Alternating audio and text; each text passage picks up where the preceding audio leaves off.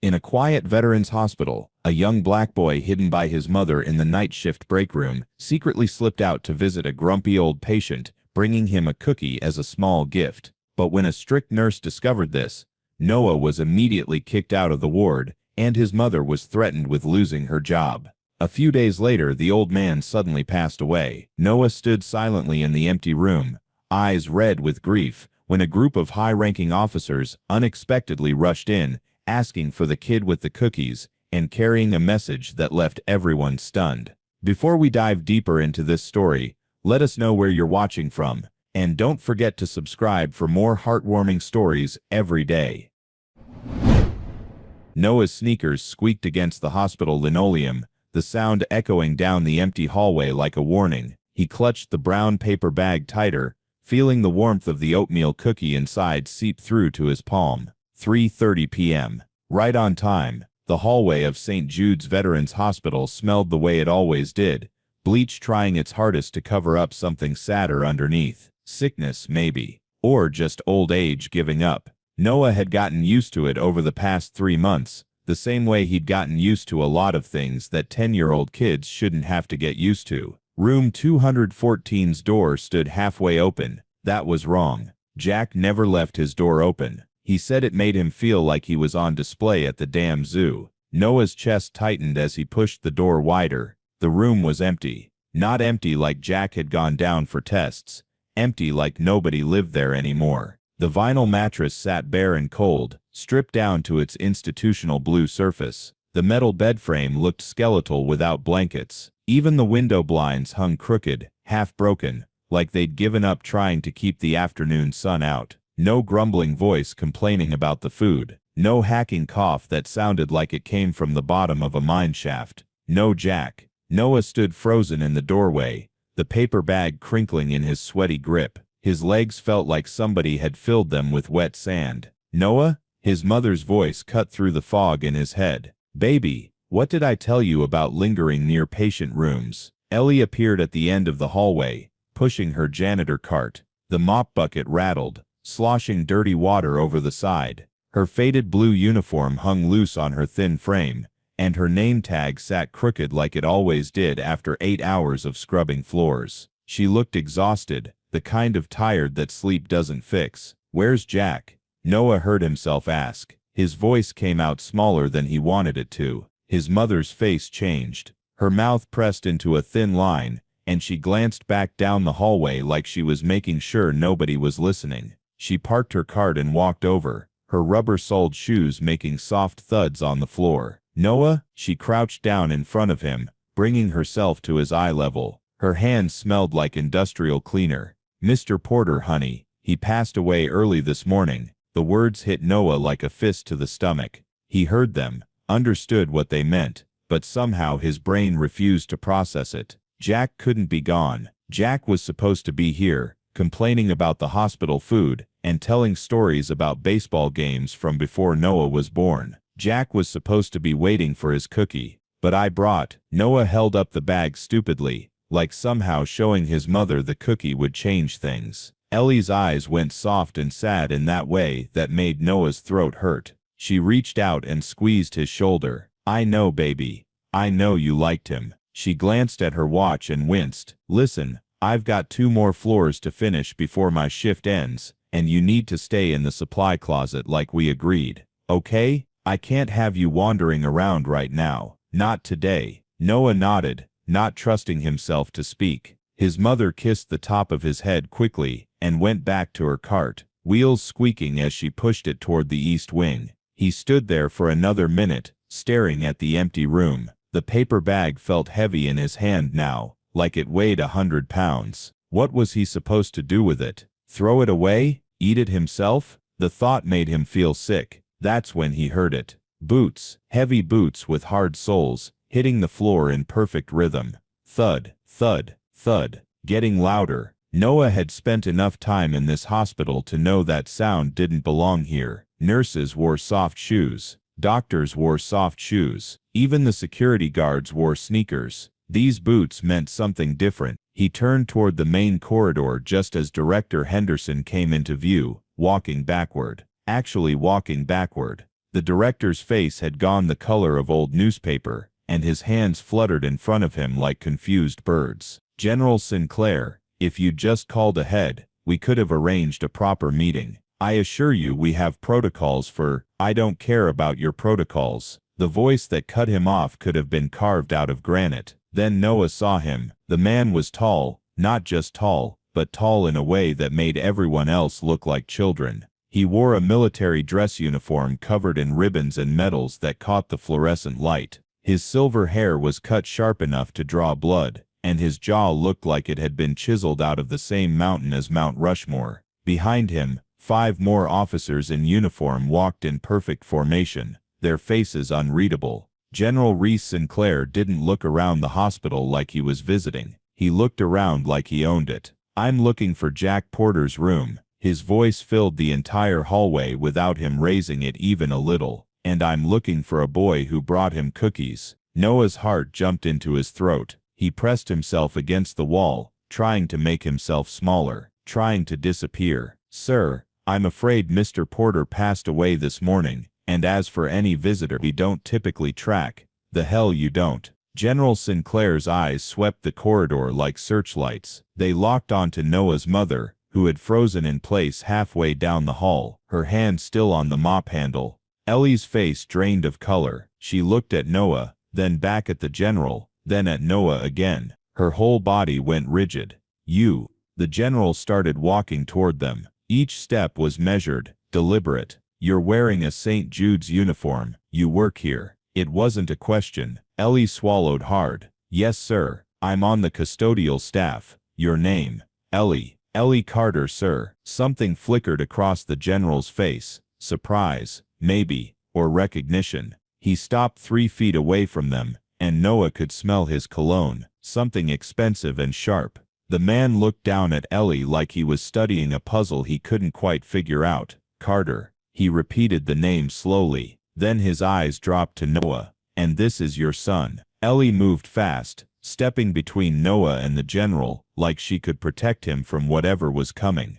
Her hand found Noah's shoulder and pulled him behind her. "Sir, if there's been any kind of problem, I can assure you my son hasn't done anything wrong. He waits here after school while I finish my shift, but he stays out of the way. He doesn't bother anyone." "Doesn't bother anyone." The general's eyebrows rose. "Ma'am, I'm not here because he bothered someone." "Then why?" Ellie's voice cracked. "Why are you here?" Director Henderson finally caught up, huffing and sweating. "General, perhaps we should discuss this in my office. I'm sure we can clear up any confusion." The general held up one hand, and Henderson's mouth snapped shut like someone had flipped a switch. The 5 officers behind Sinclair stood perfectly still, their eyes forward, waiting. "Young man." The general looked past Ellie, directly at Noah. His voice softened, just a little. "Were you the one who visited Jack Porter? The one who brought him cookies every day at 3:30? Noah's mouth went dry. His mother's hand tightened on his shoulder, her fingernails digging in through his t-shirt. He could feel her shaking. He wanted to lie, wanted to say no, wanted to run back to the supply closet and hide behind the mops and bottles of floor wax like he was supposed to. But something in the general's eyes stopped him. They weren't angry. They were something else, something Noah couldn't name. "Yes, sir." His voice came out as barely a whisper. The general stared at him for a long moment. The hallway was so quiet Noah could hear his own heartbeat pounding in his ears. Somewhere down the corridor, a machine beeped. A phone rang at the nurse's station. But everyone in the hallway stood frozen, waiting. Then General Reese Sinclair did something Noah didn't expect. He nodded slowly, and the corner of his mouth twitched. Not quite a smile, but close. "Then you and I need to talk," he said. "Both of you. Because Jack Porter left something behind, and I think you're going to want to hear about it." 3 months earlier, Noah had learned the 3 rules his mother hammered into his head every single day. Rule 1, be invisible. Rule 2, don't cause trouble. Rule 3, never ever bother the patients. The supply closet on the 3rd floor measured about 4 feet by 6 feet. Noah had pasted out. Metal shelves lined both walls, stacked with bottles of industrial cleaner, boxes of latex gloves, and rolls of paper towels. The chemical smell burned his nostrils if he stayed in there too long, making his eyes water, but it was safe. Nobody looked for kids in supply closets. Noah sat cross-legged on the concrete floor, his math homework spread out on a flattened cardboard box. His backpack served as a pillow when he leaned against the wall. A small flashlight, the kind his mom kept in the car for emergencies, cast a weak yellow circle over his worksheet. School ended at 2:45. The bus dropped him at St. Jude's by 3:15. His mother's shift didn't end until 10 p.m. That meant 6 hours and 45 minutes of being invisible. He'd gotten pretty good at it. The problem was the smell. After about an hour, the bleach and ammonia fumes made him dizzy. His head would start to pound, and his stomach would flip over. That's when he'd have to sneak out for air, just for a few minutes, just until his lungs stopped burning. Today was one of those days. Noah cracked the closet door and peered out. The hallway stretched empty in both directions, fluorescent lights humming overhead. 3:45 p.m. shift change. The nurses would all be clustered at their station, trading gossip and patient notes. Perfect timing. He slipped out and pressed his back against the wall, making himself small. His mother had taught him how to move through the hospital like smoke. Stick to the edge. You walk slow, don't make eye contact. If anyone saw him, he was just going to the bathroom, just heading to the vending machine, just waiting for his mom, just invisible. But as he passed room 214, he heard something that made him stop. What the hell is this? A voice like gravel in a cement mixer. You call this food? I wouldn't feed this slop to a dog. The crash of a tray hitting a table made no flinch. He moved closer to the door, which stood slightly open, and peeked through the gap. The old man in the bed was all sharp angles, elbows like coat hangers, shoulders like a wire under his hospital gown. His white hair stood up in wild tufts, Einstein style. But his eyes burned with something fierce and alive, completely at odds with his skeletal body. A young nurse backed toward the door, her hands up in surrender. Mr. Porter, please. The kitchen prepared this specially for your dietary restrictions. Dietary restrictions? I'm 90 years old. What's it gonna do? Kill me? The old man grabbed the plate of pureed something or other, and held it up like evidence in a trial. I fought in Korea. I built a business from nothing, and this is my reward. Baby food? Sir, I'm just trying. Well, try harder. He set the plate down hard enough that it rattled. Or better yet, try somewhere else. Get out. The nurse practically ran from the room, nearly knocking into Noah as she burst through the door. She didn't even notice him, too busy wiping tears from her eyes, as she hurried toward the nurse's station. Noah should have left then, should have headed straight back to his closet. That was the smart move, the safe move. But something held him there, his eyes still pressed to the gap in the door. The old man, Mr. Porter, sat slumped in his bed now, the fight seeming to drain out of him all at once. His hand shook as he reached for the spoon on the tray. He got his fingers around it, lifted it halfway to his mouth, and then the shaking got worse. The spoon clattered back onto the plate. Damn it, the words came out quiet, defeated.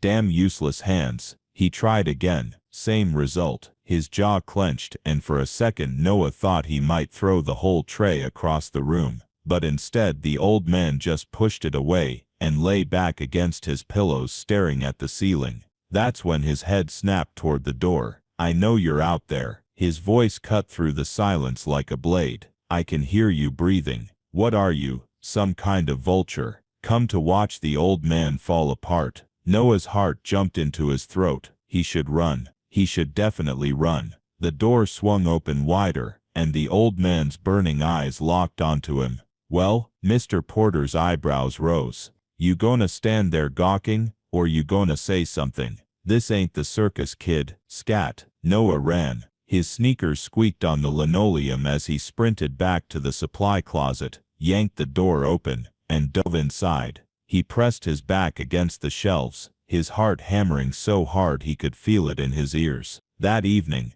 when his mother finished her shift at 10, she found him in the closet still working on his math homework, or pretending to. The numbers kept blurring into the image of those shaking hands. "You okay, baby?" Ellie crouched down, her knees popping. "You look like you saw a ghost." "Mom," Noah hesitated. The angry man in 214. What's wrong with him? His mother's face tightened. "You went near the patient rooms." "Noah, what did I tell you about? I didn't go in. I heard him yelling." Ellie sighed and sat down next to him on the floor. Even though Noah knew her back was killing her after an 8-hour shift, she smelled like disinfectant and sweat. "That's Jack Porter, or Grumpy Jack as the nurses call him." She kept her voice low. "He's the meanest patient in this whole hospital, Noah. The nurses draw straws to see who has to deal. 3 quit last month because of him. Why's he so angry?" "I don't know, baby. Some people just are." She touched his cheek. "But you need to stay away from him, understand? I can't have you causing problems. I need this job. We need this job." Noah nodded, but that night, lying on the pull-out couch in their tiny apartment, he couldn't stop thinking about those trembling hands, about the untouched plate of food, about the way Mr. Porter's voice had cracked when he said, "Damn useless hands." The next afternoon at 3:45, Noah stood outside, room 214 again. But this time, he had something in his hand. His mother made oatmeal cookies every Sunday, the only luxury she allowed herself. She'd pack one in Noah's lunch each day, wrapped in wax paper. It was usually the best part of his day. Today, Noah had saved his cookie. The door to 214 stood slightly open. Noah could hear the TV inside, some old western with gunshots and dramatic music. He took a breath, stepped forward, and quickly set the cookie on the little rolling table just inside the door. Then he ran like hell. The next day, the cookie was gone. Noah stared at the empty spot on the table, his heart doing a weird skip-jump thing in his chest. Mr. Porter had eaten it, or thrown it away, or fed it to a bird outside his window. But it was gone, and that meant something. He pulled another cookie from his pocket. He'd asked his mom to make extra this week, told her he was extra hungry lately, and set it on the same spot. This time, he didn't run fast enough. "Aha!" The voice exploded from the bed. "The little mouse returns." Noah froze, his hand still on the table. Mr. Porter sat propped up against his pillows, wearing a faded green robe over his hospital gown. His wild white hair looked even crazier in the afternoon light, and his eyes, sharp and blue as broken glass, pinned Noah in place. "You're the one leaving these things." Mr. Porter pointed at the cookie with a gnarled finger. "The gawker from yesterday. Thought I wouldn't figure it out." Noah's mouth opened, but nothing came out. His brain screamed at him to run, to follow his mother's rules, to be invisible, but his feet wouldn't move. "Well?" Mr. Porter's eyebrows rose. "Cat got your tongue, or are you just slow?" Noah's voice came out scratchy. "I thought you might be hungry." "Hungry?" Mr. Porter repeated the word like he was tasting it. "Kid, they feed me 3 times a day in this place. Force feed me garbage, but it's still food. You didn't eat yesterday." I saw. Something flickered across the old man's face. Surprise maybe, or anger. Hard to tell. "You spying on me now?" "No sir, I heard you yelling at the nurse, and then I saw the food was still there, and your hands." Noah stopped himself, but too late. Mr. Porter's jaw clenched. "My hands are none of your damn business." "I know. I'm sorry. I'll go." Noah backed toward the door. "Wait." The word stopped him. "What kind of cookie is that?" Noah looked down at the cookie wrapped in wax paper. "Oatmeal rip. My mom makes them." "Oatmeal." Mr. Porter made a disgusted sound. "I hate oatmeal. Real men eat chocolate chip. You tell your mama that." But even as he said it, he reached for the cookie. His hand shook. Bad today, worse than yesterday, but he managed to grab it. He took a bite, chewed slowly and swallowed. Then he pointed at the door. "Now get out, and don't come back unless you bring chocolate chip." Noah ran, but this time, his chest felt lighter. His mom kept a jar of coins in the kitchen, emergency money for the laundromat. That night, after she fell asleep, he counted out enough for the bus and the grocery store. Chocolate chips cost $3.49. He had $3.67. The next day, his lunch bag was lighter without his sandwich, but the chocolate chip cookie wrapped in wet paper felt like gold in his pocket. At 3:30 p.m., he checked the clock 3 times to make sure. Noah knocked on the door of room 214. Yeah, come in already. Mr. Porter sounded annoyed, but when he saw Noah, his eyebrows rose. The mouse is back, and he learned to knock. Miracles do happen. I brought chocolate chip. Noah held up the cookie. Mr. Porter stared at him for a long moment. Then he gestured to the chair next to his bed. Well, you gonna stand there all day, or you gonna sit? Noah sat. The vinyl chair squeaked under him. What's your name, kid? Noah. Noah Carter. Carter. Mr. Porter rolled the name around. That's a good name. Strong. You live up to it. I don't know, sir. Jack. Call me Jack. None of this, sir, garbage. He took the cookie, managed to unwrap it without dropping it, and bit into it.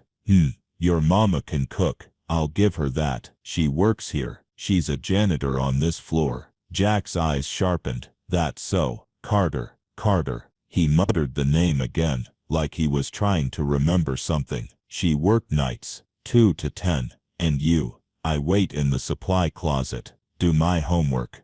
The supply closet. Jack's face twisted. That, no place for a kid. Smells like chemical warfare in there. It's okay. I'm used to it. Used to it. Christ. Jack shook his head. How old are you? 10. 10 years old. Hiding in a closet, because your mama's gotta work. Jack took another bite of cookie. You got any siblings? No, sir. Just me and mom. And your daddy. Noah looked at his hands. He left when I was 4. Course he did. Jack's voice went bitter. Always the same story. Men forget what it means to be men. He finished the cookie and crumpled the wax paper. You go to school? Yes, sir. I mean, yes, Jack. You good at it? Math? Yeah. Reading's harder. Reading's important. More important than math even. You can't read. People can lie to you. Can cheat you. You gotta be smarter than them. Jack pointed at the TV mounted on the wall. You know anything about baseball? Not really. Not really. Lord save us.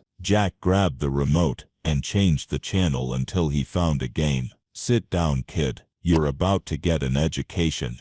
For the next 30 minutes, Jack explained baseball like it was a military operation. He talked about strategy, about the Yankees dynasty of the 50s, about how these modern players are soft, wouldn't last a day in our league. He complained about designated hitters and pitch counts, and how back in my day, pitchers pitched 9 innings and liked it. Noah didn't understand half of what Jack said, but he listened anyway, watching the old man's face come alive, his hands gesturing wildly despite the tremor. When the clock hit 4, Noah stood up. I should go. Mom gets worried if I'm not in the closet. The closet. Jack shook his head. All right, kid, but you come back tomorrow, same time, and bring another cookie. I don't have any more chocolate chip. Then bring oatmeal. I lied anyway. I don't actually hate oatmeal. I just wanted to see if you'd come back. Noah stared at him. Why? Jack's expression softened, just a little. Because you did something nobody else in this whole damn hospital has done in 6 months. What's that? You saw me. Jack looked away, out the window at the parking lot. Now get out of here before your mama finds you.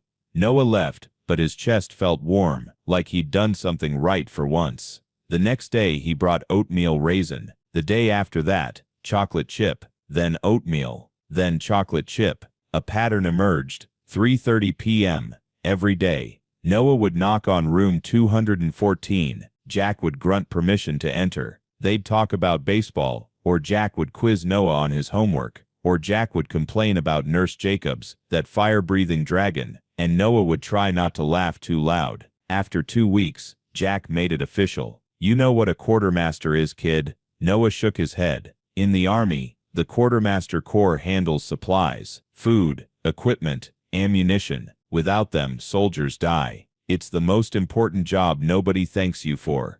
Jack pointed at Noah. You're my quartermaster now. Every day 15-30 hours, that's 3:30 p.m., you report for duty. Bring supplies. Got it, got it. Noah felt his chest swell with something he couldn't nail. Sue. Pride, maybe, or purpose.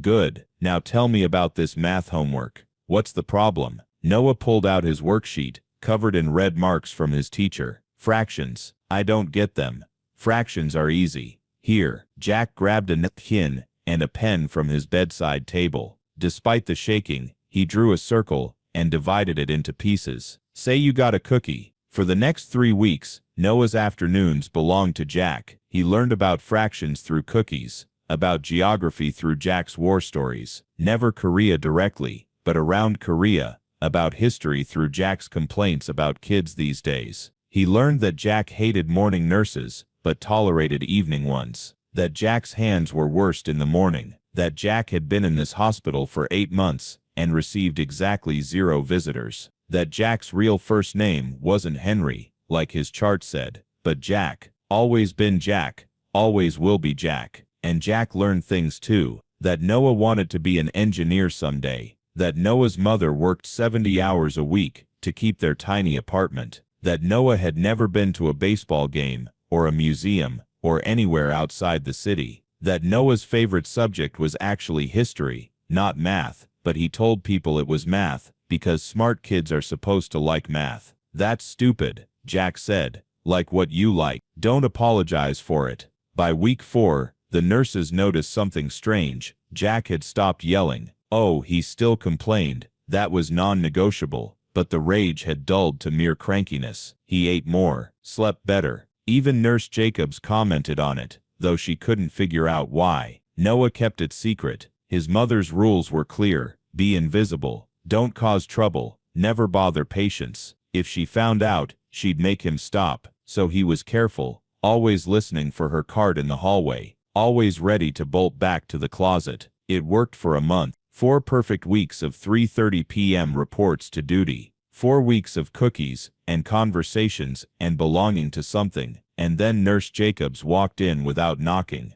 It happened on a Tuesday. Noah had just finished telling Jack about his history test, 92%, his best score ever, when the door slammed open. Nurse Jacobs stood in the doorway, her face the color of a ripe tomato. She was a large woman, built like a linebacker, with iron gray hair pulled back, so tight it looked painful. Her eyes locked onto Noah, sitting on Jack's bed with a cookie wrapper between them. What is this? Each word came out like a bullet. Noah scrambled off the bed, his sneakers hitting the floor with a thud. His heart jumped into overdrive, his mouth going dry as dust. He's my guest, Jack started, but Jacobs cut him off with a raised hand. Mr. Porter, I don't recall authorizing any visitors for you. Her voice could have frozen fire. And I certainly don't recall authorizing a child to be in your room unsupervised. I don't need your authorization for anything. Jack struggled to sit up straighter. This is my room. I can have who. This is a hospital room in a medical facility, with strict hygiene and security protocols. Jacobs advanced into the room like a tank. And this child, she pointed at Noah like he was contaminated,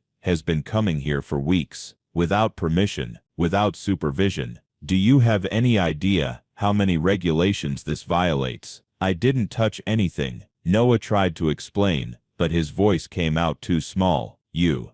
Jacobs turned on him. What's your name? Noah's throat closed up. He couldn't speak, couldn't move. His name is none of your Jack tried to swing his legs out of bed, but a coughing fit hit him, hard. His whole body convulsed with it, his face turning purple. Mr. Porter, Jacobs grabbed his shoulders, easing him back against the pillows. You need to calm down. This agitation isn't good for your condition. Jack tried to speak between coughs, tried to defend Noah, but his body wouldn't cooperate. Each hack sounded like it was tearing him apart from the inside. You. Jacobs pointed at Noah. Out. No. And don't come back. Noah ran. He heard Jack trying to call after him, but the coughing drowned out the words. He sprinted down the hallway, past startled nurses, past a janitor mopping the floor, past his mother's supply closet. He didn't stop until he reached the stairwell, where he collapsed on the concrete steps and tried to catch his breath. His hands shook. His whole body shook. 10 minutes later, or maybe it was an hour, he'd lost track of time. His mother found him. Noah. Ellie's voice was tight, controlled, the voice she used when she was trying very hard not to cry or scream. "Come with me." She led him to the supply closet and shut the door behind them. In the dim light of the single bulb, Noah could see her face clearly. She'd been crying. Her eyes were red and puffy, and her hands trembled as she gripped his shoulders. "Director Henderson just called me into his office." Her voice cracked on Henderson's nip. "He told me my son has been sneaking into patient rooms, disturbing patients, violating hospital policy." "Mom, I wasn't." "Noah, please. Please just listen." She pulled him close, hugging him so tight he could barely breathe. Henderson said, "If it happens again, I'm fired." Not written up, not suspended, fired. The word hung in the tiny closet like a death sentence. "We can't afford that, baby. We can't." She pulled back, holding his face in her hand. Tears ran down her cheeks. "You understand? I know you liked Mr. Porter. I know he was nice to you, but we can't. People like him don't understand. People like us." "What do you mean?" She struggled for words. "I mean we're different, Noah. We don't get second chances. We don't get to bend the rules. One mistake and we lose everything. This apartment, your school, food on the table, everything. But Jack Porter is not our responsibility." Her voice went hard. "Our responsibility is survive. That's it. Nothing else matters." "But no buts." She squeezed his shoulders. "You remember the 3 rules." Noah's eyes burned. "Be invisible. Don't cause trouble. Never bother patients." "Say it again." "Be invisible. Don't cause trouble. Never bother patients." "One more time, Mom. One more time." "Noah." His voice broke. "Be invisible. Don't cause trouble. Never bother patients." "Good." She wiped her eyes with the heel of her hand. "Now you stay in this closet until my shift ends. You don't go near 214. Yeah. You don't go near any patient rooms. You understand me?" "Yes, m. She kissed his forehead and left, pulling the door closed behind her. The lock clicked. Noah sank to the floor, his back against the metal shelves. The chemical smell burned his nose, but he barely noticed. All he could think about was Jack's face during that coughing fit. Jack trying to defend him. Jack unable to even speak. For the next 3 days, Noah followed the rules. He stayed in the closet, did his homework, read his comics. When 3:30 came around, he'd stare at the door and force himself not to move. His mother had unlocked it after that first day. She wasn't cruel, but Noah knew the rule. Stay away. Sometimes he'd hear Jack's voice in the hallway, yelling for his quartermaster, asking the nurses where the kid with the cookies was. Each time Noah's chest felt like someone was squeezing it in a vice. The nurses' gossip filtered in through the walls. Their conversations during shift change carried through the thin door of the closet. "Porter's getting worse again. Won't eat, just like before. Throwing food at everyone. Thompson quit yesterday because of him. Maybe that kid was actually helping. Doesn't matter." Jacobs made it clear. No visitors. Period. On the 4th day, Noah couldn't take it anymore. It was 5:45 p.m. Shift change. The busiest, most chaotic time. On the floor, nurses clustered at their station, trading patient notes and complaining about difficult patients. Doctors made final rounds, their white coats flashing past doorways. His mother was on the 2nd floor. Noah had heard her cartwheels squeaking overhead 10 minutes ago. Noah pulled the cookie from his pocket, chocolate chip's favorite, and walked to room 214. His hand shook as he pushed the door open. The room hit him like a punch to the gut. It looked worse somehow, sadder. The afternoon light coming through the half-broken blinds cast strange shadows across the floor. The smell of disinfectant couldn't quite cover something else underneath, something sick and stale. Jack lay in bed, his eyes closed. He looked smaller than Noah remembered, thinner. His skin had taken on a grayish tinge, like old newspaper. An oxygen tube ran under his nose. That was new. The steady hiss of the machine filled the quiet room, punctuated by Jack's shallow breathing. Jack. Noah's voice came out as barely a whisper. Jack's eyes opened slowly, like it took effort. They looked cloudy at first, unfocused. Then they sharpened, landing on Noah. A smile ghosted across his thin lips. Well, his voice came out raspy, worn down like sandpaper. Thought you forgot about me, quartermaster. Never. Noah moved closer to the bed, each step feeling heavy. Couldn't come. Mom said, your mama's smart. Jack tried to wave his hand dismissively, but the gesture was weak, barely lifting off the blood. This is no place for you. You got your whole life ahead. Don't waste it on a mean old man. He's already used up his time. You're not mean, kid. I've made 3 nurses quit this month alone. Pretty sure that qualify as mean. You're just grumpy. That's different. Noah held up the cookie, trying to smile. I brought chocolate chip. Your favorite. Jack's eye is fixed on the cookie. Ow.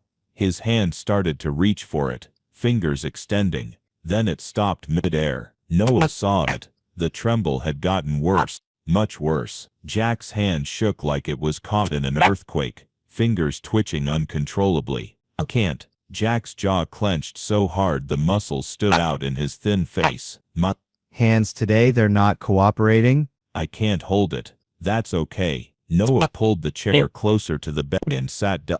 The vinyl squeaked under him. He unwrapped the cookie carefully, the wax paper crinkling loud in the quat. He broke off a small piece and held it up to Jack's mouth. For a long moment, Jack just stared at him. His eyes went bright and wet, moisture gathering at the corners, but no tears fell. His Adam's apple bobbed as he swallowed hard. Then he opened his mouth and let Noah feed him the bite. They stayed like that for several minutes, Noah breaking off pieces, small enough that Jack wouldn't choke. Jack chewing slowly, his eyes closed like he was savoring every crumb. Neither of them spoke. The oxygen machine hissed its steady rhythm. Someone laughed at the nurse's station down the hall. A TV played in another room. Some game show with canned applause. When the cookie was gone, Noah crumpled the wax paper and set it on the bedside table. Jack's eyes were still closed, his breathing slightly labored. Jack, I'm awake, kid, just tired. Jack opened his eyes. You're a good boy, Noah Carter. Your mama raised you right. She should be real proud of you. I'll come back tomorrow, Noah said. Same time, 3:30. Sure, kid. Jack's voice was quiet. Tomorrow, but something in the way he said it made Noah's stomach twist into a knot. Jack. Noah hesitated. You're my best friend. Jack's face crumpled for just a second. His shoulders shook once, hard. He pressed his lips together and looked away toward the window, blinking fast. Drawer. Jack's voice came out rough, like he was forcing the words past something stuck in his throat. Left side. Open it. Noah pulled open the drawer of the bedside table. Inside was mostly junk, tissues, hospital pamphlets, a broken pair of reading glasses, but underneath, wrapped in a faded handkerchief, was something metal. Take it out, Jack said. Noah unwrapped the handkerchief carefully. A coin fell into his palm, heavy, substantial, made of some kind of bronze or brass that had tarnished with age. It was about the size of a $50, but thicker. On one side was engraved a military insignia, a shield with crossed swords, surrounded by words. Noah squinted to read, quartermaster chords, and supporting victory. On the other side were more symbols, and what looked like a serial number and a 1952. It's a challenge coin. Jack had turned his head to watch Noah, his eyes sharp despite the exhaustion. You know what that is? Noah shook his head. In the military, challenge coins are. They're special. You give them to people you trust with your love. Brothers and people who have your back when everything goes to hell. Jack's breathing was labored, each word an effort. That one's from my unit. Korea. Had 2 made after the war. Gave one to someone important. kept the other all these years. Jack, I can't take this. You already did, kid. It's yours now. Jack tried to reach out, but his hand just trembled in the air. That's not charity. That's a trade. Fair and square. You gave me cookies. I'm giving you that. Deal. But it's worth what I say. It's worth, and I say, it's worth exactly one chocolate chip cookie, and 3 months of a kid, giving a about a Jack's voice went softer. You earned it, quartermaster. Every man in my unit earned theirs. You earned yours. Noah closed his fingers around the coin. It was warm from being in the drawer, and surprisingly heavy. He could feel the engraved details pressing into his palm. Thank you, he whispered. Don't thank me. Just keep being you. The kind of kid who brings cookies to grumpy old men. Jack's eyes were starting to close again. The world needs more of those. Now get out of here before your mama skins us both. Noah backed toward the door, clutching the coin at the doorway. He stopped and looked back. Jack had turned his face to the wall. His thin shoulders shook, and the oxygen machine hissed faster, like Jack was trying. One skeletal hand reached up and covered his face. Bye, Jack, Noah said quietly. See you tomorrow. Jack didn't answer, just raised one shaking hand and a small wave, still not looking at Noah, still facing the wall. Noah slipped out into the hallway and closed the door softly behind him. His heart felt strange in his chest, too big, like it was pushing against his ribs. Ugh.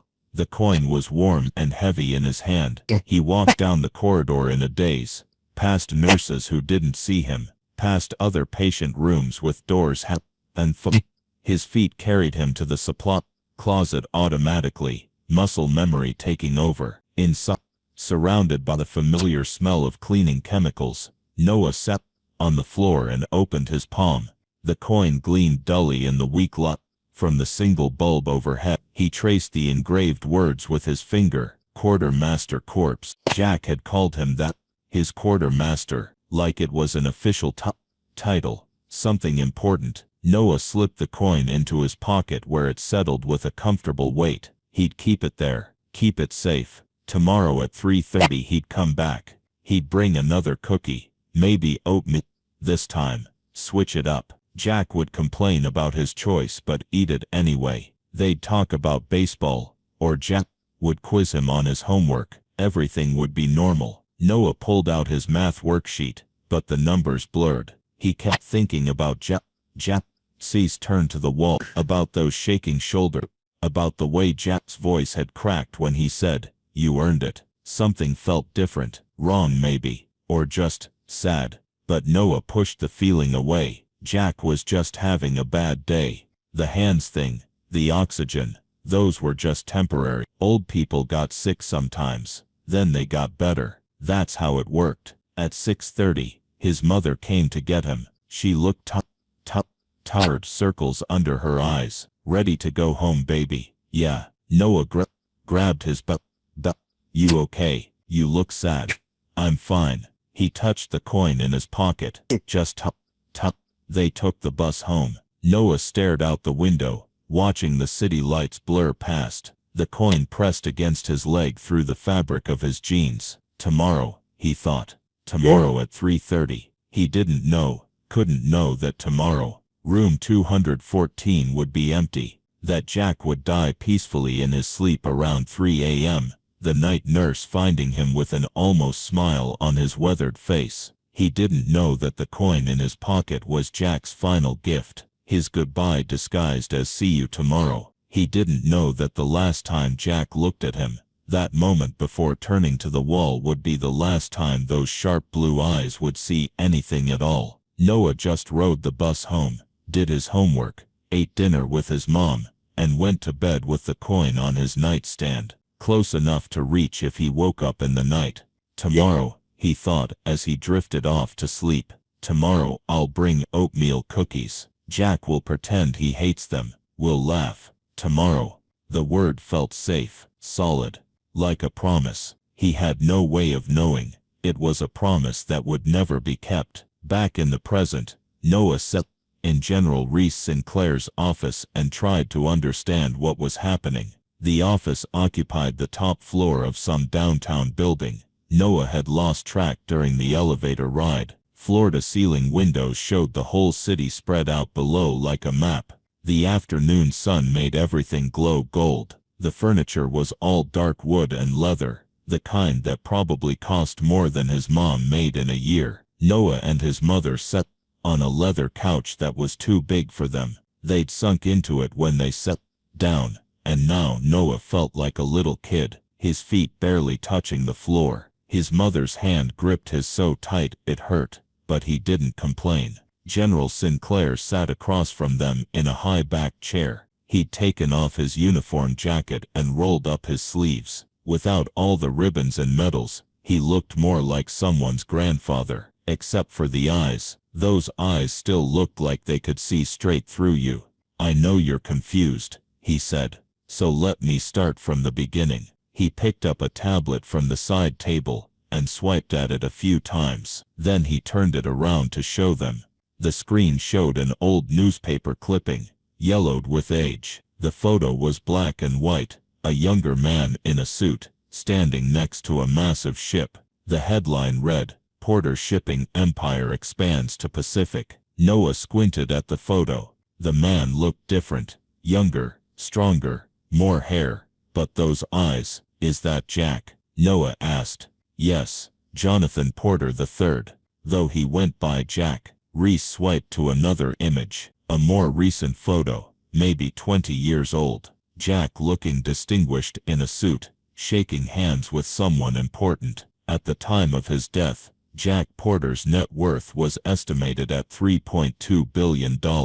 Ellie made a sound like she'd been punched. His company, Porter Shipping, operates over 200 cargo vessels worldwide. He owned properties on 4 continents. He sat on the boards of 12 major corporations. Reese set the tablet down. He was one of the richest men in America. Noah's brain couldn't process it. Jack, his Jack, who complained about hospital food and wore faded hospital gowns. That Jack was a billionaire. "I don't understand," Ellie whispered. "If he was so rich, why was he in a VA hospital? Why didn't he have private care? A private room? Because he was hiding." Reese leaned back in his chair. Jack had 3 children and 8 grandchildren. Want to know how many visited him in the 8 months he spent at St. Jude? Noah shook his head. 0. Not one. Reese's voice went hard. They were too busy fighting over his money. Lawsuits, accusations of mental incompetence, attempts to get power of attorney. They hired private investigators to follow him. They planted stories in the media about his declining health. One grandson tried to have him declared legally insane. "That's terrible," Ellie breathed. Jack called them vultures, said they were waiting for him to die so they could pick his bones clean. Reese stood and walked to the window, so he decided to disappear. He checked himself into St. Jude's under his middle name, Henry, told everyone he was a retired veteran with no family, paid cash for everything, no insurance, no paper trail. He wanted to see if anyone would visit him just for him, not for his money. And no one did, Noah said quietly. "No one except you." Reese turned to look at Noah. "He mentioned you in every conversation we had for the last 3 months. The quartermaster, he called you, said you were the only person in that whole hospital who treated him like a human being." Noah felt his throat close up. His eyes burned. "But there's more." Reese walked back to his chair. Jack was also searching for something. Someone, actually. For over 60 years, he'd been trying to find the family of a man named Elias Carter. Ellie's hand tightened on Noah's. Her breath caught. Elias Carter was a private in the U.S. Army during World War II, Belgium, December 1944, during the Battle of the Bulge. Reese's voice went soft. Jack Porter was a 19-year-old second lieutenant, green as grass. Got pinned down by German machine gun fire, should have died there in the snow. He paused, letting the words sink in. Private Carter was 22, Had no business going back for an officer, against orders actually.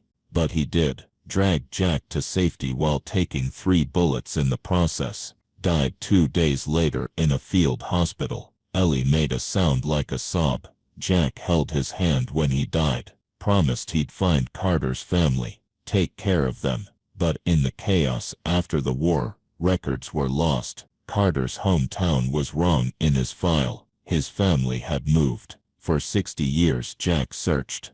Private investigators, genealogists, DNA databases. Nothing worked. Reese walked to a cabinet and pulled out something heavy. An old military footlocker, olive green with stenciled letters. PVT. Carter. He set it on the coffee table between them. Until 18 months ago, when a woman named Ellie Carter applied for a janitorial position at St. Jude. Reese looked directly at Noah's mother. Background check showed her father was Thomas Carter. Grandfather was Elias Carter, born 1920 in Kentucky. Same Elias Carter, who died in Belgium. Ellie started crying, not loud, but steady tears running down her face. Jack knew the moment he saw your name tag. He'd been waiting for you. Reese opened the footlocker. Inside, nestled in old fabric, were medals. The Medal of Honor sat on top. Its blue ribbon faded but still beautiful. A purple heart, a bronze star, and a pile of letters tied with string. These belong to you, Reese said. Jack wanted you to have them. Your grandfather was a hero. Jack spent his whole life trying to repay the debt. Noah stared at the medals. His great-grandfather had saved Jack's life, and Jack had spent 60 years looking for them. There's one more thing. Reese pulled out a coin. It matched the one in Noah's pocket. Same size, same insignia. Challenge coins. Jack had 2 made after the war. Gave one to Elias before the battle. Kept the other. They were supposed to be reunited someday. Noah pulled his coin from his pocket. He set it next to the one from the footlocker. They were identical except for the patina of age. 2 halves of a whole. Jack left instructions for the reading of his will. Reese continued. For Ellie Carter, he's leaving $5 million in cash, he said. Reese consulted a piece of paper. He said it's for raising a boy who sees people, not wallets. Ellie sobbed harder. She covered her face with her hands, her whole body shaking. 5 million. Noah couldn't comprehend the number. There's more. For Noah Carter, he's leaving a trust fund. $10 million. Accessible when you turn 18. For college. For starting a business. For whatever you need. Noah felt dizzy. The room tilted. But the bulk of his estate, nearly $3 billion, is being divided between veterans' charities, hospitals, and a foundation in Elias Carter's name. His biological family will receive nothing. Reese's expression hardened. He made sure of that. They're going to fight it, Ellie said through her tears. They'll say we manipulated him, that he wasn't in his right mind. Let them try. Reese's smile was sharp. Jack prepared for that too. He had documents, videos, psychiatric evaluations. He made sure his will was ironclad. He paused. But I won't lie to you. There will be a battle. They won't give up billions without a fight. Are you ready for that? Noah looked at his mother. She looked back at him, her eyes red but her jaw set. Then she nodded. We're ready. The legal conference happened a week later, but they moved it up from the court to Reese's office at the family's insistence. Noah didn't understand all the legal reasons, but he gathered it was supposed to be some kind of mediation before the court case. They'd come prepared this time. His mother had borrowed a dress from a church friend, dark blue, professional. She'd done Noah's hair and made him wear the button-down shirt she'd been saving for special occasions. They looked out of place in their borrowed clothes, but they stood tall. The door to the conference room burst open without a knock. 3 people stormed in like they owned the place. The first was a man in his 60s wearing a suit that probably cost more than Noah's mom made in 6 months. His face was red and puffy, his eyes small and mean. His thinning hair was combed over in a style that fooled no one. "Reese," the man's voice boomed. "What the hell is this circus?" Behind him came a woman about 10 years younger, wearing designer everything. Dress, shoes, purse, sunglasses pushed up on her perfectly styled blonde hair. Her face was pulled tight from what Noah guessed were plastic surgeries. Her lips curled in disgust as she looked around the room. The third person was a man in an even more expensive suit, carrying a briefcase. He had shark eyes, dead and cold, and a smile that made Noah's skin crawl. "Marcus Porter Jr., I presume," Reese said without standing. "And Brenda Whitmore. Thank you for coming." "Don't thank me. I'm here to stop this insanity." Junior's eyes landed on Ellie and Noah. "Who the hell are these people?" "These are Ellie and Noah Carter, Jack's beneficiaries." "Beneficiary?" Brenda spoke for the first time. Her voice was high and sharp like nails on a chalkboard. "Is that what we're calling gold diggers now?" Ellie flinched. Noah felt her hand tighten on his. The man with the briefcase stepped forward. "I'm Wesley Graves, attorney for the Porter family. General Sinclair, I'm sure you're aware that we're contesting this will. The entire thing is obviously the product of elder exploitation and undue influence." "Obviously," Reese said dryly. "A janitor?" Brenda's voice dripped venom. She stared at Ellie like she was something stuck to the bottom of her shoe. "He left $5 million to a janitor? Please, this is textbook manipulation." "She probably didn't even finish high school," Junior added. "Saw an opportunity and took it. Used her kid to prey on a lonely old man." Noah felt his mother shrink beside him. Her shoulders hunched. She looked at the floor. "Mrs. Carter," Graves said, his voice smooth as oil, "how many times would you say you visited Mr. Porter's hospital room?" "I didn't visit. I cleaned his room. That was my job. But you had access, daily access to a vulnerable elderly man." "I was just cleaning." "And your son?" Graves turned to Noah. "Young man, how many times did you visit Mr. Porter?" Noah's mouth went dry.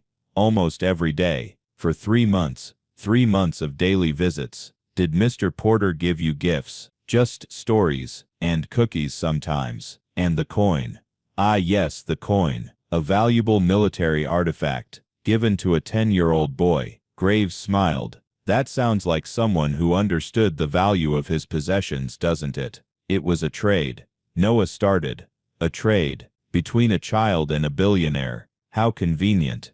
Graves turned to Reese. "General, you can't seriously expect a court to believe this is legitimate. A woman in a position of power over a vulnerable patient uses her child to form an emotional bond. The patient, isolated from his family, suffering from declining mental health, makes sweeping changes to his will. This is elder abuse. It's criminal." "Jack wasn't sick in his head," Noah said. His voice came out louder than he expected. "He was smarter than anyone." "Noah," his mother whispered. "Don't know." "Ooh!" Noah pulled his hand free and stood up. His legs shook, but he stayed standing. He's wrong. "They're all wrong." Brenda laughed. It was a cruel sound. "Oh, the child has an opinion. How precious." "You want to know about Jack?" Noah's voice cracked, but he kept going. "He was alone. Every single day. Alone." "Where were you?" "We called." Junior started. "You called once. At Christmas. For 5 minutes, he told me." Noah pointed at Junior. "He said you only cared about when he'd die so you could have his money." Junior's face went purple. "You little and you." Noah turned to Brenda. "He said you only visited once in 8 years, when you needed money for your divorce." Brenda's mouth opened and closed like a fish. "Jack couldn't hold a spoon. Did you know that?" His hand shook so bad he couldn't feed himself. "But none of you cared. None of you even tried to visit." Tears ran down Noah's face now, but he didn't stop.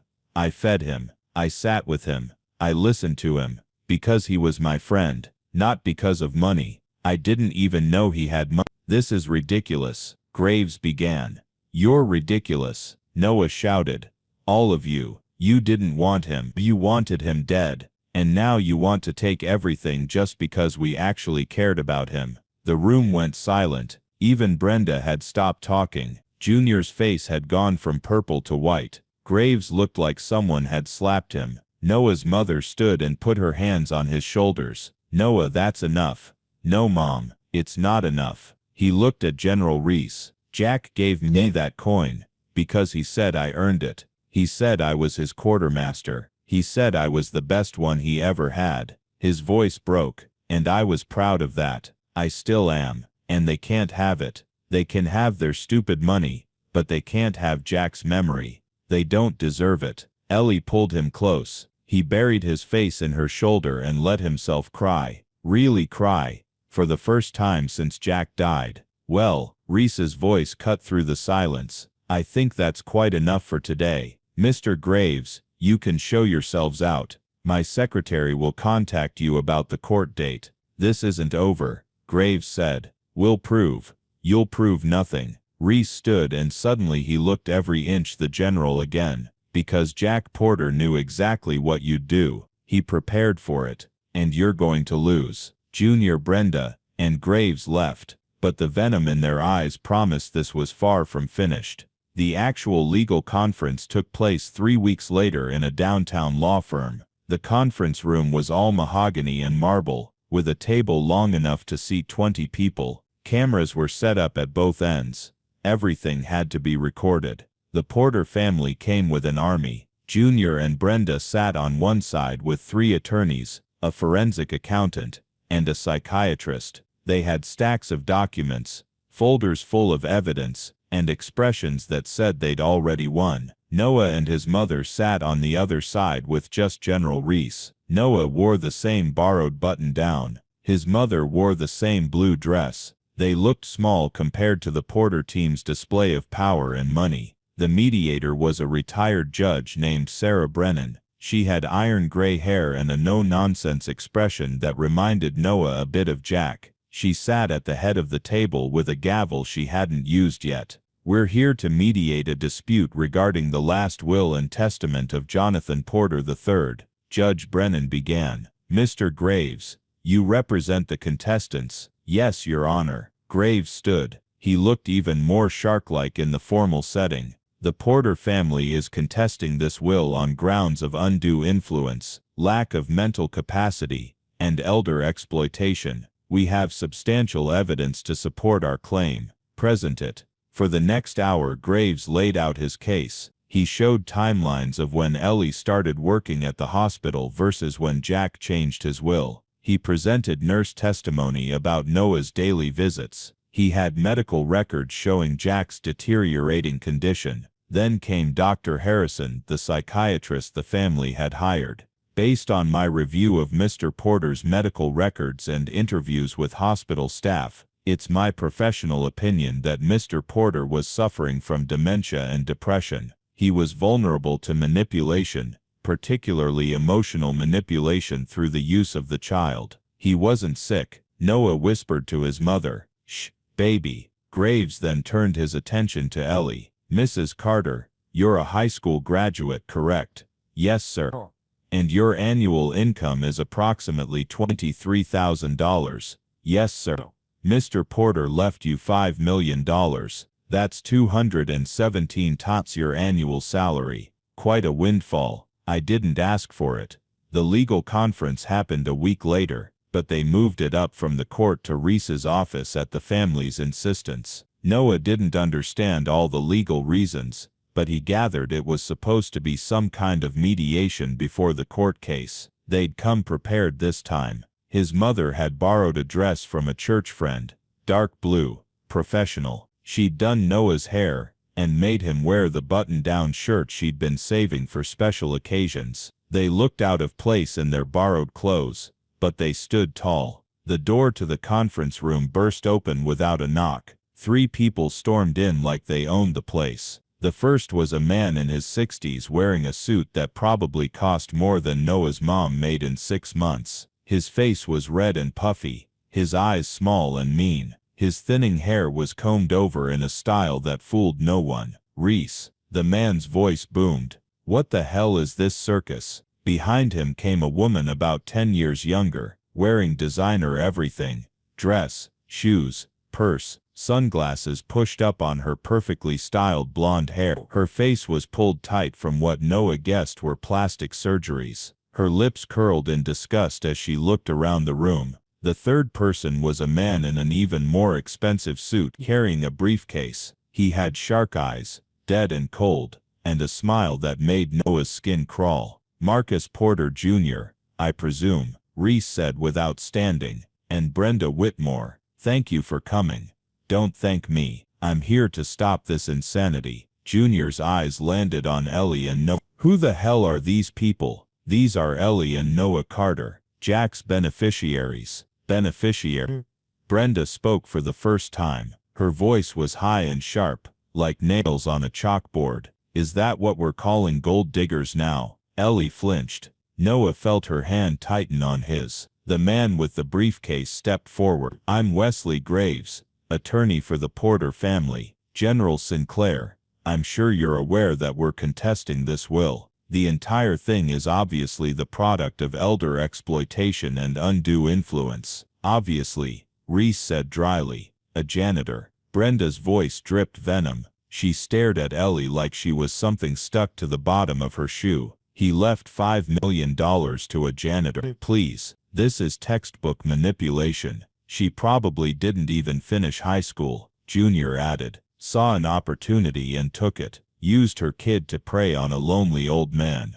Noah felt his mother shrink beside him, her shoulders hunched. She looked at the floor. Mrs. Carter, Graves said, his voice smooth as oil. How many times would you say you visited Mr. Porter's hospital room? I didn't visit. I cleaned his room. That was my job. But you had access. Daily access to a vulnerable elderly man. I was just cleaning.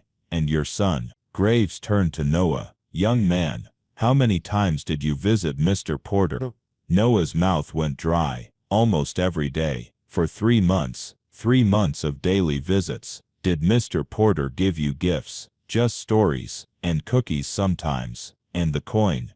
Ah yes, the coin. A valuable military artifact. Given to a 10-year-old boy. Graves smiled. That sounds like someone who understood the value of his possessions, doesn't it? It was a trade. Noah started. A trade. Between a child and a billionaire. How convenient. Graves turned to Reese. General, you can't seriously expect a court to believe this is legitimate. A woman in a position of power over a vulnerable patient uses her child to form an emotional bond. The patient, isolated from his family, suffering from declining mental health, makes sweeping changes to his will. This is elder abuse. It's criminal. Jack wasn't sick in his head, Noah said. His voice came out louder than he expected. He was smarter than anyone.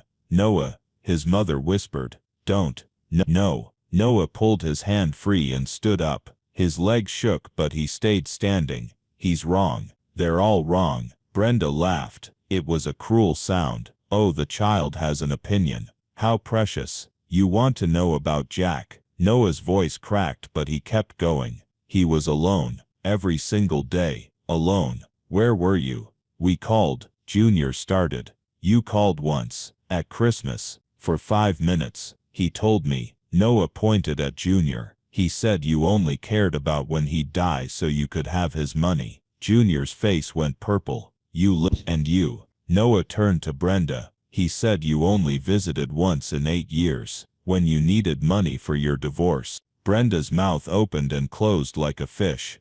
Jack couldn't hold a spoon. Did you know that? His hand shook so bad he couldn't feed himself. But none of you cared. None of you even tried to visit. Tears ran down Noah's face now, but he didn't stop.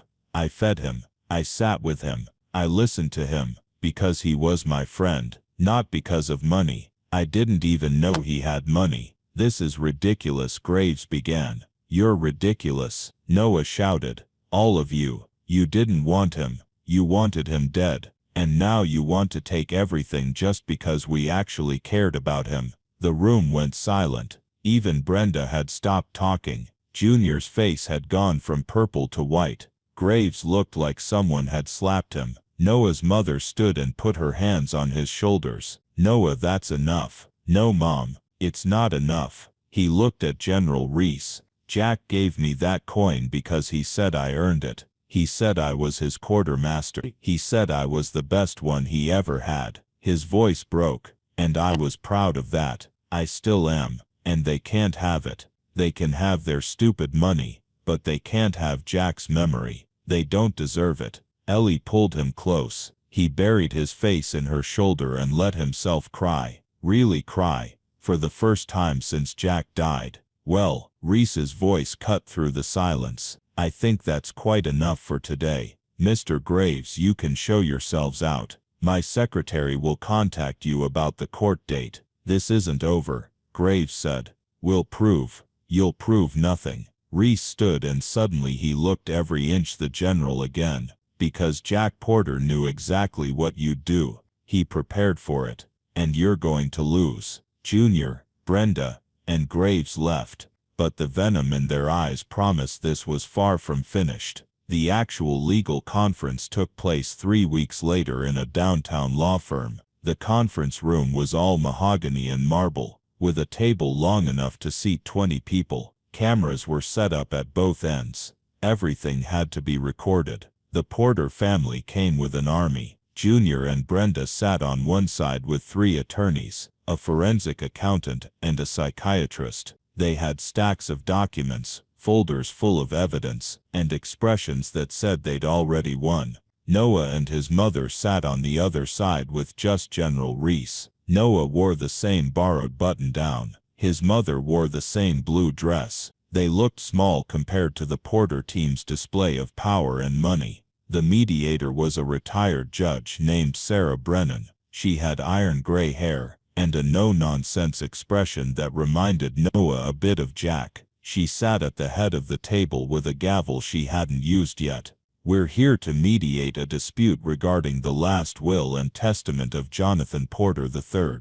Judge Brennan began. Mr. Graves, you represent the contestants. Yes, Your Honor. Graves stood. He looked even more shark-like in the formal setting. The Porter family is contesting this will on grounds of undue influence, lack of mental capacity, and elder exploitation. We have substantial evidence to support our claim. Present it. For the next hour, Graves laid out his case. He showed timelines of when Ellie started working at the hospital versus when Jack changed his will. He presented nurse testimony about Noah's daily visits. He had medical records showing Jack's deteriorating condition. Then came Dr. Harrison, the psychiatrist the family had hired. Based on my review of Mr. Porter's medical records and interviews with hospital staff, it's my professional opinion that Mr. Porter was suffering from dementia and depression. He was vulnerable to manipulation, particularly emotional manipulation through the use of the child. He wasn't sick. Noah whispered to his mother, "Sheb, baby." Graves then turned his attention to, "Mrs. Carter, you're a high school graduate, correct?" "Yes, sir." "And your annual income is approximately $23,000. "Yes, sir." "Mr. Porter left you $5 million. That's 217 times your annual salary. Quite a windfall. I didn't ask for it, but you accepted it." Yes. Mr. Sinclair said it was what Jack wanted. What Jack wanted, or what you convinced him to want. Graves let the question hang. No further questions. Then he turned to Noah. This was worse. "Noah, you visited Mr. Porter every day, correct?" "Yes, sir." "Why?" "Because he was my friend." "Did he give you things?" "He gave me stories. And time." "What about the challenge coin?" Noah's hand went to his pocket where the coin always sat now. "He traded for it." "Traded? So there was a transaction. You provided something, cookies, and received something valuable." "That's not what it was. But that's what happened, isn't it? A pattern of exchanges. You give him attention. He gives you gifts. Your mother provides access. She gets That's called undue influence, Noah." Noah felt like he couldn't breathe. They were twisting everything, making it dirty and wrong. Judge Brennan looked troubled. The attorneys for the Porter family looked triumphant. Junior smirked. Brenda examined her nails. Then General Reese stood. "Your Honor, I have one piece of evidence." He pulled out a tablet.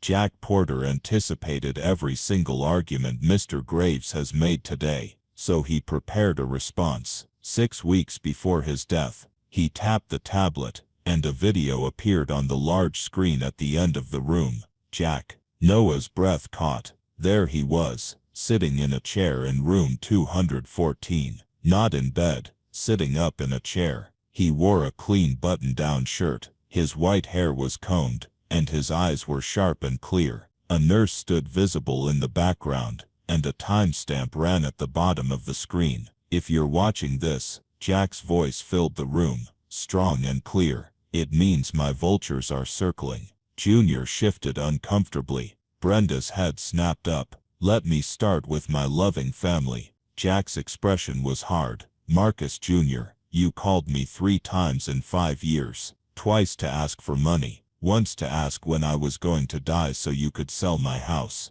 Junior's face went white. Brenda, you haven't visited me since your mother's funeral. That was 2003, 22 years ago. But you sent a Christmas card last year, so I guess that counts. Brenda's perfectly made-up face cracked. Tyler, Jack addressed someone not present. You told your friend at a bar that you wished I'd hurry up and croak so you could buy a yacht. I had a private investigator. I heard every word. The video. Jack leaned forward. Now they'll claim I'm senile, mentally incompetent, not capable of making decisions. So let me demonstrate my mental fitness. For the next 5 minutes, Jack recited his company's quarterly earnings. Exact numbers, completely accurate. He listed all 12 of his medications by generic name, and explained what each one did. He discussed current events, proving he was aware of the world. He solved a complex mathematical problem.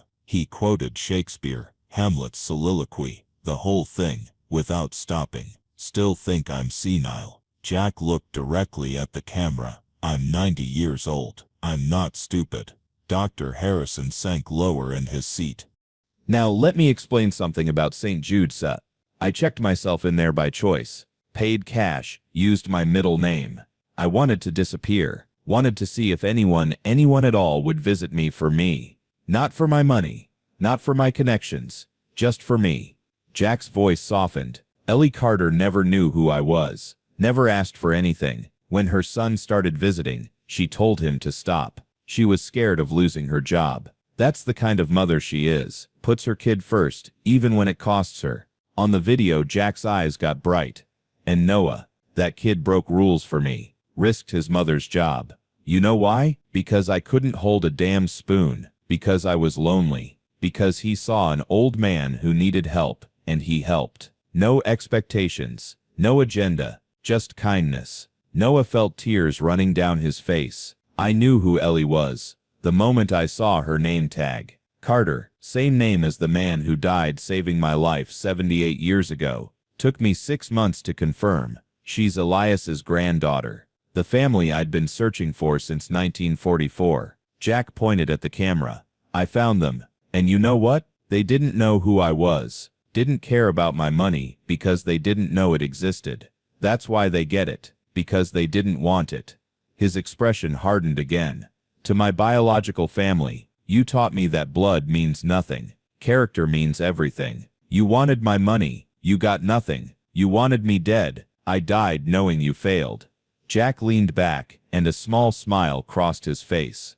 To Noah, I lied about the chocolate chip cookies, kid. I actually hate chocolate. Gives me heartburn. But I wanted you to come back, so I lied. You're a hell of a quartermaster. Best I ever had. He winked. And to everyone watching this, court dismissed. The screen went black. The conference room was silent. Nobody moved. Nobody breathed. Judge Brennan cleared her throat. Mr. Graves, do you have any further evidence? Graves looked like he'd been hit by a truck. Your Honor, we could argue that the video itself was made under duress. Counselor, sit down. Brennan's voice was steel. I've been a judge for 35 years. I've seen real victims of elder abuse. This isn't it. This is a man who knew exactly what he was doing, and why. Case dismissed. Your Honor, dismissed. She banged her gavel once. The will stands as written. Mr. Graves, Advise your clients that any further contests will be viewed as frivolous and may result in sanctions. Junior put his face in his hands. Brenda's mascara ran down her cheeks. Tears of rage, not sadness. Dr. Harrison quietly packed his briefcase. The attorneys started whispering urgently among themselves. All of you, get out of my sight, Brennan said. Except you two. She pointed at Noah and Ellie. Stay. The room cleared. When the door finally closed, Brennan's stern expression softened. That man loved you both very much. I hope you know that. Yes, ma'am, Ellie whispered. Good. Brennan stood. Use the money well. Make him proud. We will, Noah said. And he meant it. The house smelled like fresh paint and new carpet. Noah stood in the doorway of his bedroom. His actual bedroom, not a corner of the living room, and still couldn't quite believe it was real. The room was twice the size of their old apartment's entire living space. He had a real bed with a headboard, a desk by the window for homework, bookshelves that his mother had already started filling with new books, and his old comics. The window looked out onto a backyard with actual grass, not concrete. Their new house sat in a quiet suburb 20 minutes from downtown. 3 bedrooms, 2 bathrooms, a kitchen where more than one person could stand at a time. No mold, no cockroaches, no broken heating, no landlord who didn't fix anything. His mother had cried the first time they walked through it. Happy tears, she said. Noah had never seen her cry happy tears before. Noah, his mother's voice called from downstairs. We need to leave in 20 minutes. Noah grabbed his backpack, a new one, not the one held together with duct tape, and headed downstairs. His mother stood in the kitchen wearing navy blue scrubs, nursing scrubs. She'd started classes at the community college 3 months ago, using some of the money Jack left her. Her dream had always been to be a nurse, but she'd never had the time or money. Now she had both. You ready for the dedication? She asked. Yeah. Noah patted his pocket, feeling the familiar weight of the challenge coin. He carried it everywhere now. They drove to St. Louis in their used Honda. Ellie had refused to buy anything fancy, said it felt wrong. The hospital parking lot was crowded with news vans and TV cameras. A podium had been set up outside the main entrance, with a large banner reading, Grand Opening Carter Porter Veterans Wing. The construction had taken 6 months, but it was done. A whole new wing of the hospital, funded by Jack's estate. Modern, bright, with large windows and comfortable rooms. Specialized in elder care and veteran services. Everything Jack's generation deserved but rarely got. General Reese met them at the entrance, looking sharp in his dress uniform. Big day, he said, shaking Ellie's hand. I'm so nervous I might throw up, Ellie admitted. You'll do great. He led them toward the podium where Director Henderson was already speaking to the media. Noah tuned out Henderson's speech. The director was taking credit for the wing, talking about the hospital's commitment to veterans like he'd had anything to do with it. Noah watched Reese's jaw tighten. Finally, Henderson introduced Ellie. And now, the woman whose generous donation made this possible, Ellie Carter. The generous donation he'd tried to fire her over, Noah thought. His mother walked to the podium on shaky legs. She gripped the edges of the lectern, like it was the only thing keeping her upright. Noah had helped her write the speech, but he could see her hands trembling as she held the note cards. Thank you all for coming. Her voice was soft at first, then grew stronger. 6 months ago, I was a janitor in this hospital. I worked 70-hour weeks to support my son. I never imagined standing here today. She told them about Jack. Not the billionaire, but the man, the patient who'd been alone, the friend her son had made, the connection that had changed everything. Jack Porter taught us that wealth isn't measured in money, it's measured in presence, in time, in seeing people for who they are, not what they have. She looked directly at the camera. This wing is named Carter Porter because Jack believed in honoring those who came before us. My grandfather, Elias Carter, saved his life in 1944. Jack spent his whole life trying to repay that debt. Today, we continue that legacy. She announced the Carter Porter Veterans Fund, a foundation that would provide mental health services, housing assistance, and job training for veterans. Then she announced a scholarship fund for children of hospital workers, so kids like Noah wouldn't have to hide in closets after school. The crowd applauded. Cameras flashed. Noah saw his mother's eyes shine with tears, but she was smiling. After the ceremony, they toured the new wing. Room 214 had been converted into a reading room.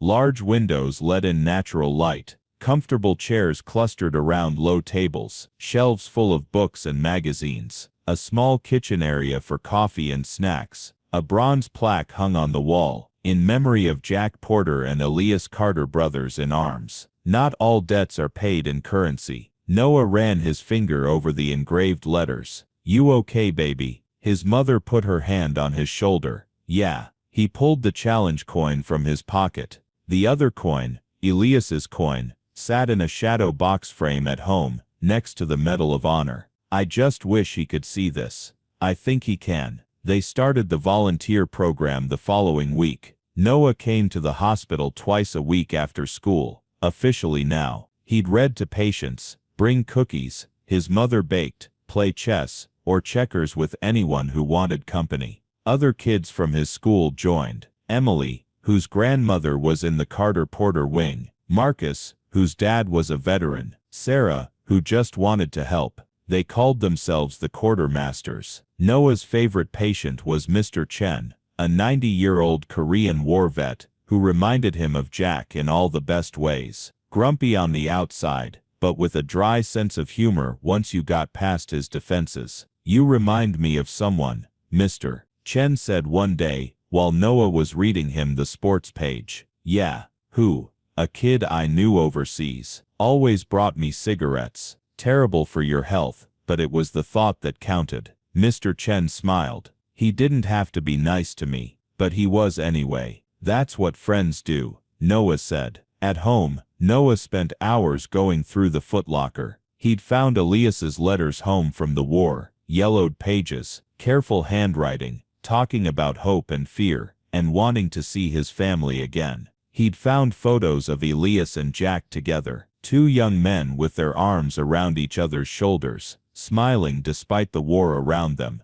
Jack had kept a journal too. Reese had given it to Noah after the will was settled. Noah read entries from 1944 about Private Carter who doesn't know the meaning of fear, alongside entries from 2024 about the kid with the cookies who doesn't know his own worth. Jack had drawn the parallel himself, had seen something in Noah that reminded him of Elias, and somehow, that made Noah want to be better, braver, kinder. For his history class presentation on family heritage, Noah brought everything. Elias's uniform, carefully restored, the medals, the letters, the photos, the 2 challenge coins, and Jack's journal. He told the whole story, Elias saving Jack, Jack's 60-year search, the friendship with an old man who turned out to be a billionaire, the vultures who wanted the money, and the video that saved everything. By the end, his teacher was crying. Half the class was crying.